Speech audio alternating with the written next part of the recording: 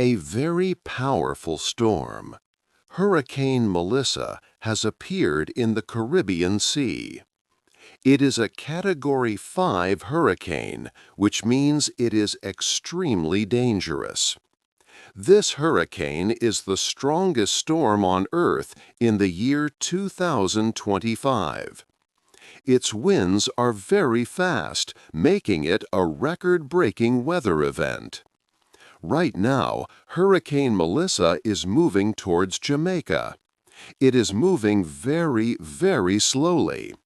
This slow speed is a big problem because it means the strong winds and heavy rain will stay over the island for a long time. Experts say this could cause a lot of damage. People in Jamaica are very scared. They remember a big storm from the past, Hurricane Gilbert, in 1988. That storm caused much trouble. The government is telling people to leave their homes, especially those living near the coast or in low areas. They are opening many shelters for safety. Preparations are happening all over the island. Shops are busy as people buy food, water, and other important things. They are securing their homes, putting up boards on windows, and moving things to higher ground. Many roads may close, and electricity might go out. Everyone hopes to be safe from the hurricane's power. This chapter will tell you about the start of Hurricane Melissa. We will learn how it became so strong. We will also look at the dangers it brings to Jamaica and other islands in the Caribbean. It is a critical moment. 2. A storm is born. The huge storm, Hurricane Melissa, began its life far away. It was a small weather system, like a tiny ripple in the air. This ripple started near the coast of West Africa. This happened on October 16, 2025. At first, it was just a tropical wave, a common event over the ocean. This small wave then began a long journey. It moved west, traveling across the wide Atlantic Ocean. It passed by the Windward Islands on October 19th. Soon after, it entered the warm Caribbean Sea. Initially, it moved quite fast, but then it started to slow down. It found weak winds that did not push it quickly. This slow movement was very important. It gave the weather system time to get organized and grow. The system spent a few days slowly changing over the Caribbean Sea. On October 21st, weather experts at the National Hurricane Center gave it a name. It became Tropical Storm Melissa. This made it the 13th named storm of the 2025 Atlantic hurricane season. For some time, Melissa struggled to get much stronger. Winds high in the sky, called wind shear, made it hard for the storm to build up power. Even with very warm ocean water, the storm could not grow quickly. But on October 23rd, things changed. The wind shear became weaker. This was a big moment for Melissa. With less wind pushing against it, the storm could now use the warm Caribbean water as fuel. Melissa started to grow very quickly. Scientists call this extreme rapid intensification. In just one day, Melissa changed dramatically.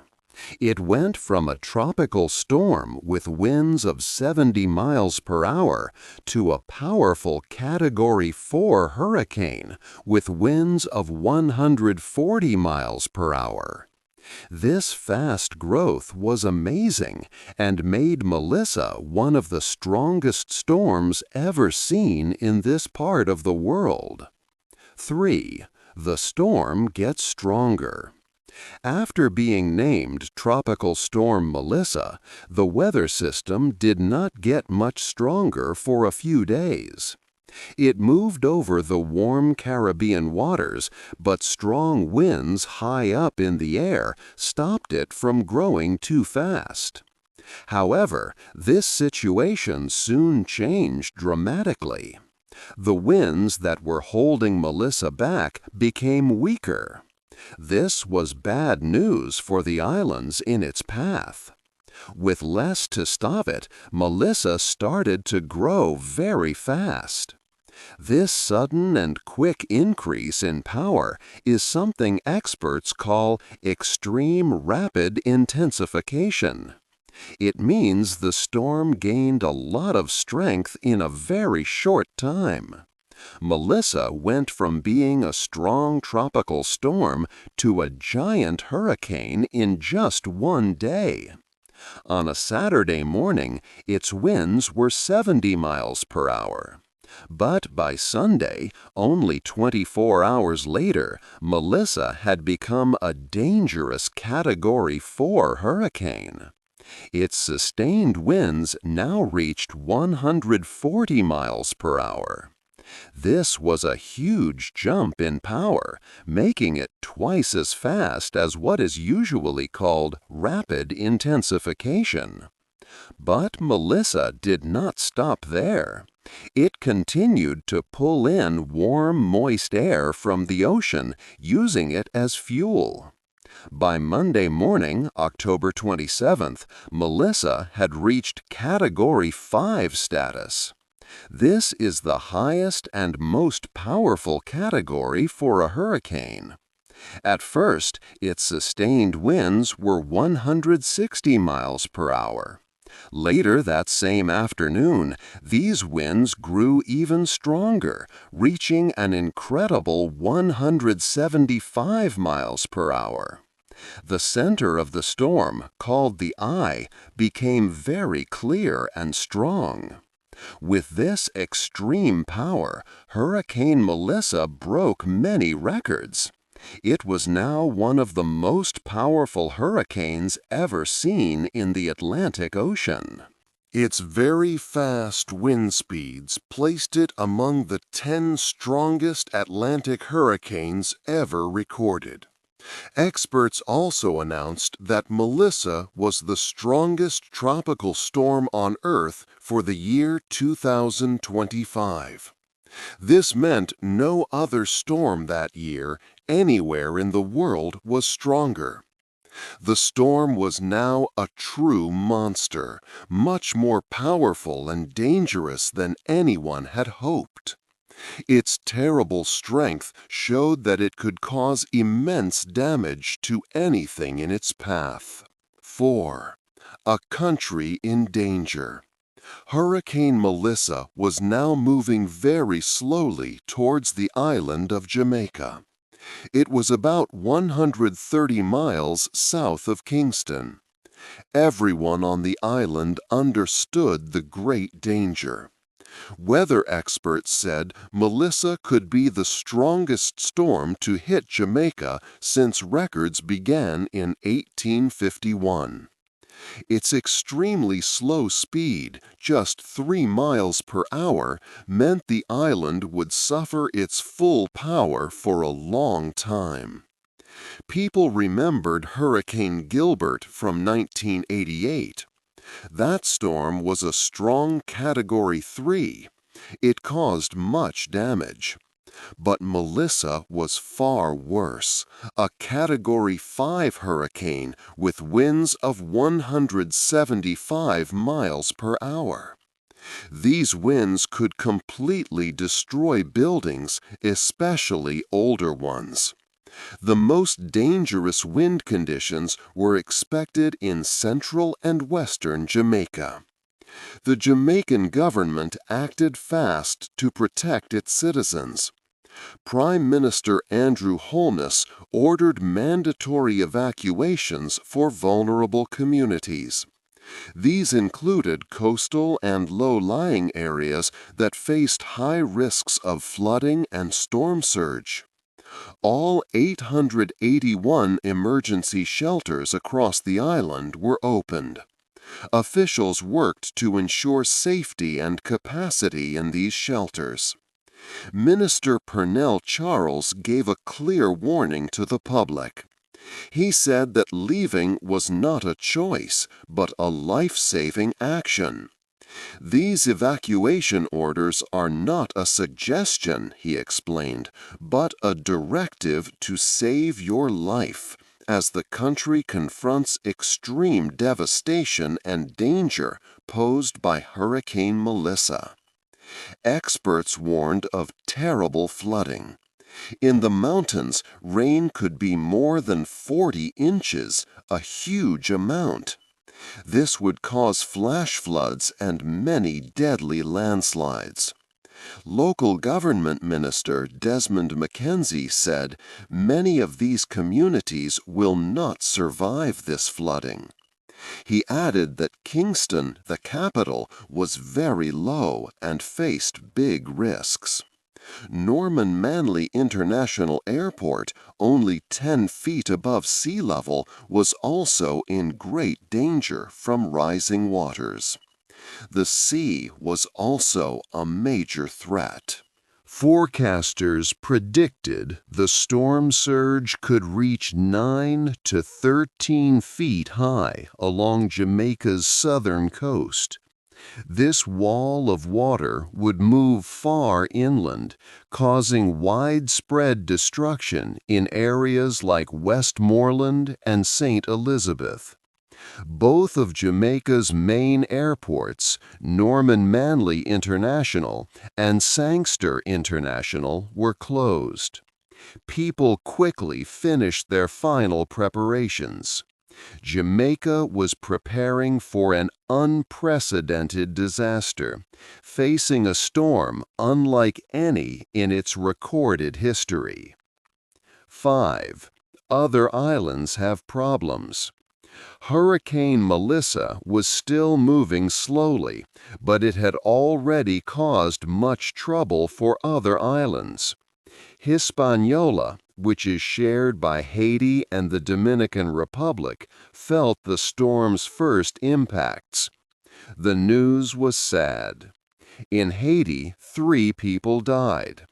2 lost their lives in a landslide in Port-au-Prince. 1 more person died when a tree fell in Marigot. The storm also ruined crops. 15 hectares of maize, which is corn, were destroyed. This was very bad for Haiti, where many people already do not have enough food. More than 5.7 million Haitians were already experiencing serious hunger. The Dominican Republic also suffered. More than 750 homes were damaged or destroyed. Over 3,760 people had to leave their houses. Floods stopped people from reaching 48 communities. More than 500,000 people lost their water service. Schools and government offices in 4 provinces stayed closed. Haiti faced even bigger problems. Before the hurricane, the country was already in a severe crisis. Gang violence made life very difficult.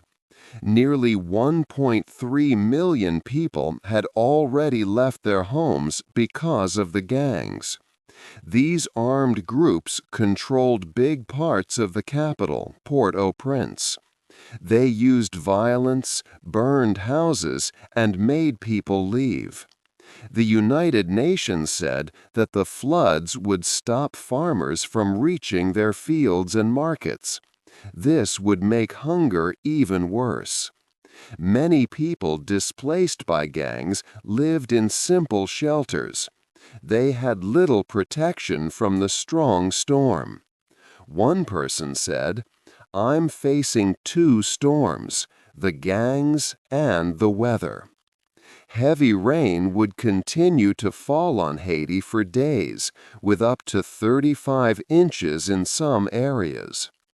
Other islands were getting ready for Melissa. After Jamaica, the storm was expected to hit eastern Cuba. This would happen on Tuesday night. Warnings were issued for several provinces, including Santiago de Cuba and Guantanamo. Eastern Cuba could get up to 20 inches of rain. There would also be a big storm surge from the sea. Cuban leaders started to move people to safer places. Even the U.S. naval station at Guantanamo Bay moved some of its people and families. The southeastern Bahamas and the Turks and Caicos Islands also prepared. They expected hurricane winds, dangerous storm surge, and heavy rain by Wednesday. People there were told to finish all their preparations by Tuesday night. The whole region watched Melissa with worry. 6. Why is the storm so strong? Hurricane Melissa became an extremely powerful and dangerous storm. Many people in the Caribbean wondered why it grew to be so strong. The main reason was the ocean water itself. The water in the Caribbean Sea was much, much warmer than it usually is. It was about 2 or 3 degrees Celsius hotter than normal for this time of year. This unusually warm water was like fuel for Hurricane Melissa. Hurricanes get their energy from warm ocean water.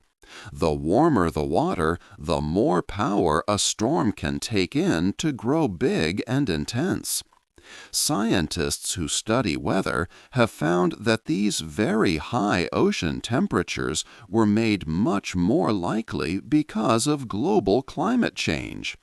This means that human activities have made the Earth's climate warmer, which directly affects the oceans.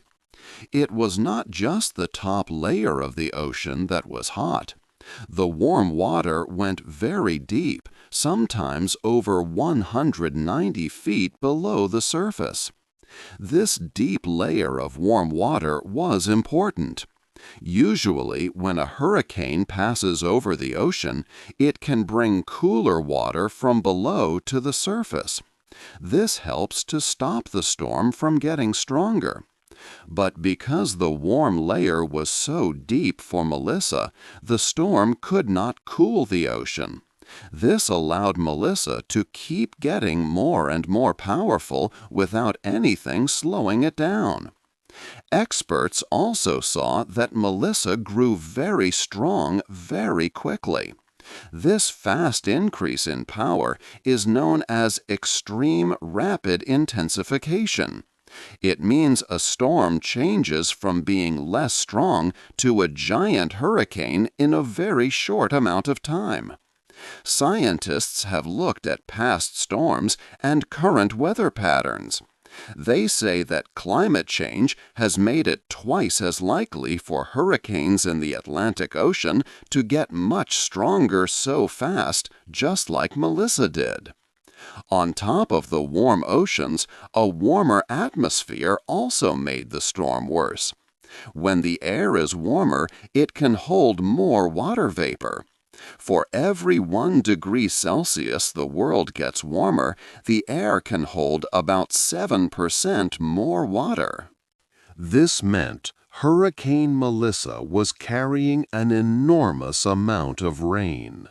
This extra water led to much worse floods in all the areas it hit. The combination of very warm ocean water providing huge amounts of energy and a warmer atmosphere holding so much more rain made Hurricane Melissa an exceptionally strong and dangerous storm.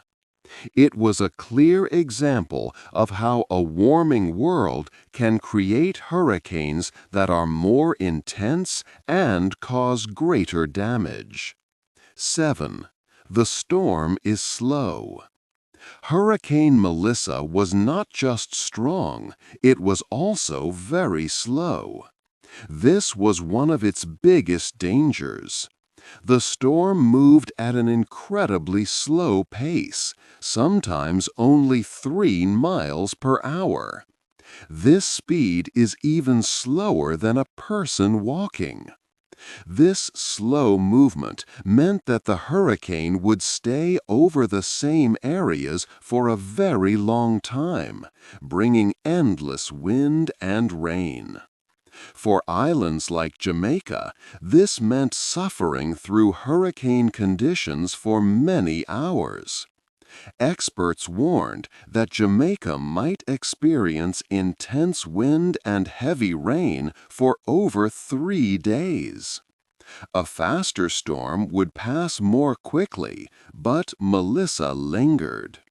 This prolonged exposure dramatically increased the potential for widespread damage.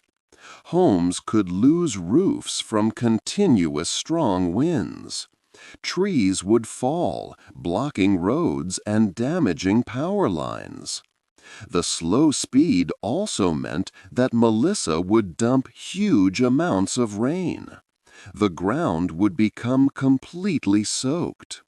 This was especially dangerous in hilly and mountainous regions. The heavy rain would trigger catastrophic flash floods. It would also cause numerous deadly landslides, where wet earth and rocks slide down slopes, burying everything in their path. Communities in low-lying areas faced severe flooding, with water levels rising quickly and staying high. Melissa's slow movement was due to weak steering currents in the atmosphere. These are the winds that usually push a hurricane forward. When these steering winds are not strong, the storm can wander or almost stop moving. This allowed Melissa to gather more energy from the warm ocean waters as it crawled along. Scientists are looking at why some hurricanes are moving slower now. There is some thought that climate change, warming the planet, might be making these steering currents weaker. While the exact link is still being studied, the effect of a slow storm is clear: more time for destruction. A good example of this danger was Hurricane Harvey in 2017. That storm moved very slowly over Texas and dropped an incredible amount of rain, causing floods that lasted for days. Melissa threatened to do the same to the Caribbean. The slow progress meant that the people of Jamaica, Haiti, and Cuba faced an extended period of extreme weather, making an already terrible situation even more difficult and dangerous. 8. What happens next? After Hurricane Melissa moves away, the difficult work of rebuilding will begin across the Caribbean. This will be a very challenging time for the islands hit hardest, especially Jamaica and Haiti. The financial cost of the damage is expected to be extremely high. Small island nations in this region often suffer greatly from storms. Research shows that on average, countries in the Caribbean can lose as much as 17% of their total yearly economic output because of hurricane damage. This makes their economies very vulnerable. Jamaica, with its important tourism and farming industries, will face a huge task to recover. Many homes on the islands do not have insurance. This means that families will need significant help to repair their houses and restart their lives. For Haiti, which is already dealing with severe challenges like widespread hunger and serious gang violence, recovering from Melissa will be even more difficult and heartbreaking. The storm will only add to their existing problems, making life harder for many people who are already struggling. Hurricane Melissa also highlights a critical issue: the impact of climate change. This storm became so powerful because the ocean water it traveled over was much warmer than usual. A warming world allows hurricanes to become stronger much faster and carry far more rain, leading to terrible floods. These small island nations contribute very little to the global warming problem, yet they are the ones who experience the worst effects. This situation raises important questions about climate justice and who should pay for the damage when richer, bigger countries have caused most of the climate change. Looking ahead, we must learn valuable lessons from Melissa. It is vital to improve our ability to predict when hurricanes will suddenly get very strong, a process called rapid intensification. Better weather forecasting tools and advanced models are needed to give people more warning time. This extra time allows for better preparation and safer evacuations. Additionally, governments and international organizations must focus on helping communities in practical ways. This includes giving clear danger warnings, creating strong emergency plans, and ensuring there are enough safe shelters for everyone. Investing in stronger buildings, better infrastructure, and reliable warning systems is key for the future. The recovery and future well-being of these islands will depend heavily on local efforts and the amount of international support they receive. It also depends on how the world as a whole decides to address climate change. Melissa is a stark reminder of these urgent needs. What do you think is the most important step for countries and the world to take after a huge hurricane like Melissa to help people recover and prepare for similar storms in the future? Hey there! Just a second before you go. If you learned something new today, please give this video a like, write your thoughts in the comments, and subscribe to the channel. It only takes a second, and it really, really helps to create even better English videos for you. Your support means the world. Thank you.